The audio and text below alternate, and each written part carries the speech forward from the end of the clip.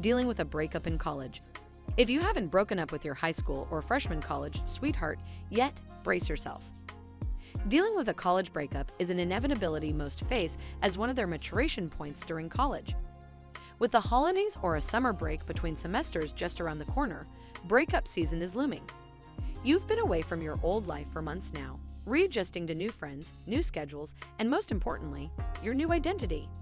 And while some relationships are meant to last forever, like family or your closest best friends from childhood, others will naturally drift away from you. And that's okay. Breakups have phases you'll naturally move through, and if there were ever a perfect time and place to go through the motions of heartache, it's college.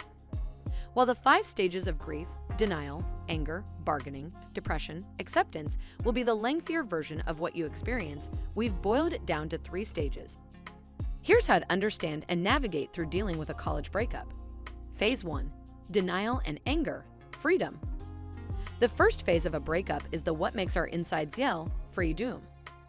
No longer do you need to text your partner what party you're hitting up or update them with benign details of your day.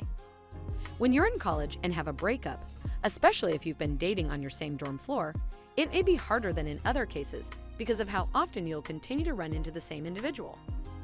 Not to mention that your social groups will have a high likelihood of containing the same individuals, so you'll run into each other or each other's friends more than you'd like right after the breakup. Don't start any negative gossip or convince your group of friends to shun your ex. You're most likely going to run into them and their friends again. So it's best to accept that while you may be very unhappy and upset now, a year from now, you'll be glad you didn't burn any bridges. Do your best to keep space and distance from the other person. While this may be tougher in the dorms, you can make an effort not to go to the same events, study sessions, hangouts, etc. for the first few weeks after the breakup. This will help your relationship definition reset from being significant others to simply being classmates. You are free to go wherever and do whatever you want. And if we're being honest, doing whatever usually means hooking up with 1, 2, 3, maybe the whole dorm floor. Phase 2. Bargaining and depression, aka reality. Phase 2. Reality hits. The random hookups don't text you like your ex. The pillow talk is completely non-existent, and some of them just turn out to be garbage people. You start questioning whether you should get back together with your ex and label the last few weeks as a necessary break to make the relationship stronger. It's going to be tempting, but refrain. In this phase, you'll reflect not only on the good memories, but you'll also give them a pretty filter in your mind, making them seem better than they actually were. All this reminiscing will consume your mind and emotions for a while, but remember, there was a reason you were together and a reason you broke up.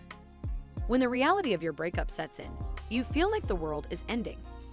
There is a void in your life, an area that before you invested your own love and time into that is no longer present.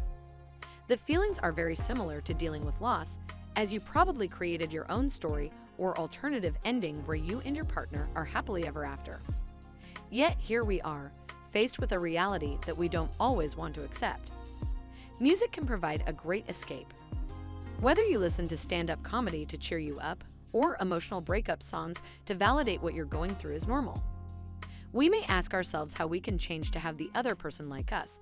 In reality, the healthiest relationships do not require a one-sided bargaining. It should be mutual support and pleasure. Phase 3. Acceptance, aka life. Phase 3. Life. No matter how much you diversify your Google search, you'll get the same cliche. The only thing that truly heals a broken heart is time. But there are ways to make that time pass quicker, and lucky for you, college is going to make it feel like you walked through a time warp. There are tons of clubs to join, events on campus, new people to meet, and a wild social scene to jump in and out of. No matter which way you turn, there will be new ideas and experiences that will take your mind off the memory of your Twitter famous proposal that plays on loop in your head. It's accepting the new reality that you are no longer with the other person and accepting that their feelings for you are not the same as yours for them that will be the hardest for you to understand. The first thing you need to do is keep your space and cut communications with the other person so that you can mentally disconnect from the old relationship and allow a new definition of friends or strangers to form. In this time, it's key to connect with friends and find hobbies that interest you personally so that you can grow and develop yourself in this time of distress. From music like piano, guitar, or karaoke to sports like biking, surfing, or soccer, there are a lot of opportunities to invest your time that can help you relax and grow. When you're going through a college breakup, it's time to put things into perspective and address some realities. You must realize that your life is just beginning, and you yourself are just maturing. The person you are during college versus the person you are 4 years out of college are generally quite different. This means that who you are and the person you're dating could be very different come graduation at senior year. Even the first few years of entering the workforce outside of college can lead to stark changes in you or your partner's lifestyle and preferences.